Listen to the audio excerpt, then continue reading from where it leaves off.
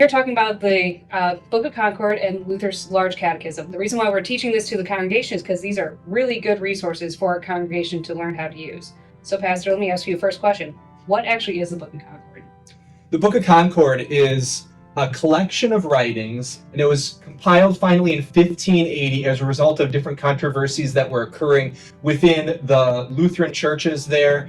And basically, the Book of Concord, we call it the Confessions of the Lutheran Church. And the idea there is that it's this compilation of different documents that define the Lutheran confession, define what it means for us to be Lutheran. There's all sorts of things that are in there. The ecumenical creeds are in there. So the Nicene Creed, the Athanasian Creed, the Apostles' Creed, they're all there, and those are the first things. And so for us, we are saying this is what the Bible teaches. And then after that is the Augsburg Confession, which was given in 1530. And on top of that, then are all these other confessional documents. The Small Catechism is in there. The Large Catechism is in there. The Formula of Concord is in there. And all of that gives us as Lutherans a book that defines what we believe, teach, and confess. Not in replacement for the scriptures, but as something that we believe captures well and confesses accurately what the Bible teaches. Yeah, and as we continue reading in the Book of Concord, it also has Bible passages as well. So it's not just saying this is what we believe, it also says this is what right, correct. Yeah, so, and the claim in the Book of Concord is that this is not something new, but this is just in continuity with what the church has taught from the very beginning, all the way back to the days of the apostles. So it's just about defining and clarifying what we believe the Bible teaches and what we believe stands in continuity with the entire church of all history since Jesus. All right, Pastor, my next question is, why should we, as the church, learn about the Lutheran confessions? Yeah, that's a great question, Hannah. Thank you for asking. Basically, as I said just a second ago, we believe that the Book of Concord accurately teaches what the Bible teaches. Mm-hmm. And so when you learn what's here, we believe you're just learning the Bible's teaching. And the idea behind the Book of Concord there is that it's presented in a topical form, depending on the different thing that you're looking at. But largely it's presented in a topical form, and it's presented in a way which, although it really does get into some deep theology, it's presented in a way I think that is largely accessible. And there's some historical things that are good to know about when you go into it.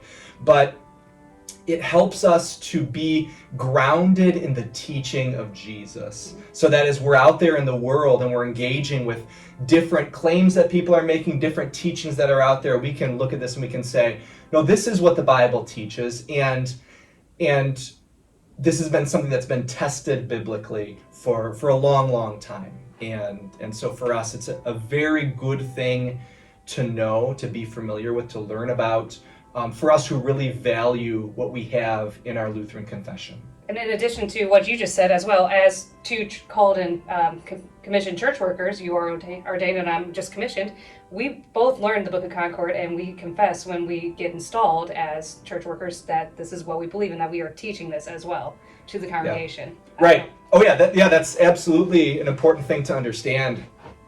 For me as a pastor, a big part of my preparation was learning the Bible, absolutely, but also learning the Lutheran confessions, learning how the Bible and the doctrines of the Bible are confessed historically within the Lutheran Church, and in my ordination vows, and also in the vows of my installation later on, I vow that I will teach in accordance with the Book of Concord because it is in keeping with what the scriptures teach. And even as a musician, even though I'm not preaching as much as you do or anything at all, when I'm teaching everyone, I also make sure it is in accordance with the Book of Concord, because I do believe it is biblically true. Correct. So, yeah, exactly right. Exactly right. Okay, our next question. So we have the Luther's Small Catechism that we use for our confirmation classes, and everyone who's been confirmed has gone through that. Why do we have the Large Catechism? And then also, what's so significant about it? What's the difference between the two? Why don't we teach that instead of the small one? Right. Yeah, thank you. So a lot of people have heard about the Small Catechism, and the name itself implies that there's also something bigger. Yeah. Right? You've got the small catechism, you've got the large catechism. And I think it's good to back up a little bit and just talk about where these things came from. Both of them were written by Martin Luther for similar purposes, but obviously there's some distinctions in them, largely the size, as you can imagine. Yep. So the small catechism is meant to be a teaching tool, particularly for children, but we use it as just an instruction book for teaching people generally. Mm-hmm. And it confesses in a very simple way what the Bible teaches about the Ten Commandments, the Creed, the Lord's Prayer, and all those different 6 chief parts.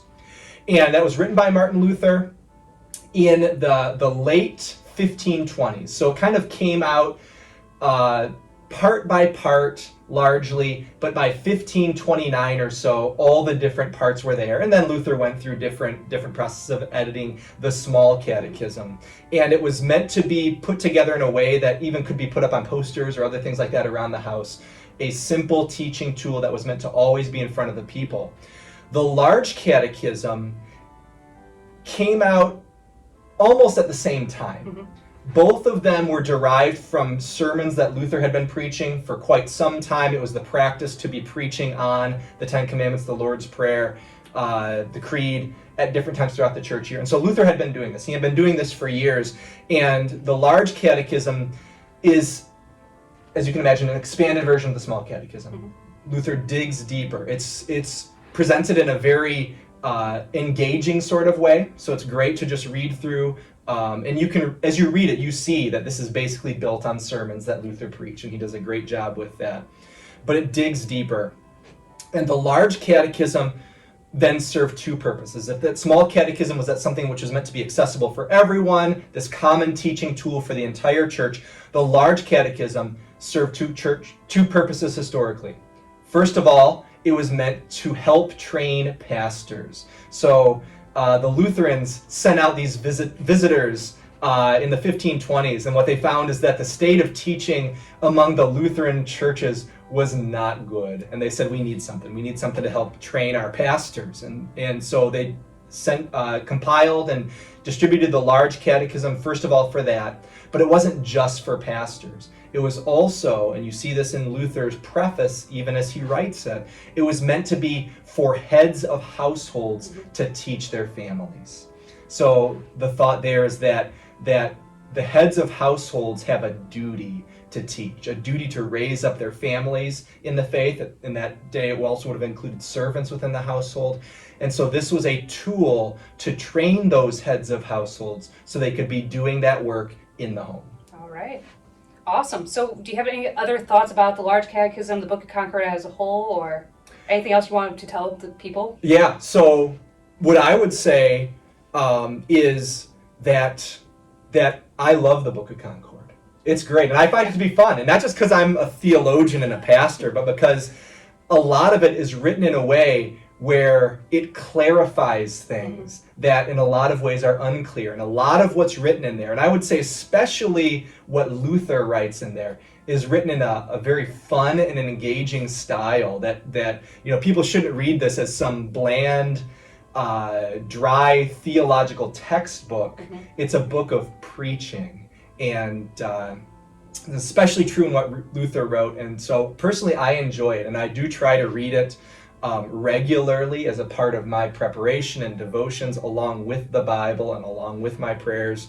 And I would encourage everyone to dig into the Book of Concord, and especially in this case Luther's large catechism, to get a better sense and a better understanding of, I would say, what the Bible teaches and what the church has taught from the very beginning. All right, awesome. And I just want to say for those watching at home, we're going to be talking about the large catechism in our social media and everything else. So we're going to be moving forward with the Book of Concord in general. So thank you, Pastor, so much for sitting down and talking to me and everyone out there about the Book of Concord and our large catechism. Yeah, absolutely. And if I could just add one more thing too, For anyone who's interested, you can purchase the large catechism from Concordia Publishing House as a standalone thing. I don't think it's super expensive if you purchase it just as a standalone. You could also buy the entire Book of Concord, and that includes everything that I mentioned, and then a few other things that I didn't mention as well. But that's the Lutheran confession, is the Book of Concord. That's what defines who we are as Lutherans, and for us, we understand it to be just an explanation of the Bible's teaching, and therefore something for everyone to engage with and dig into.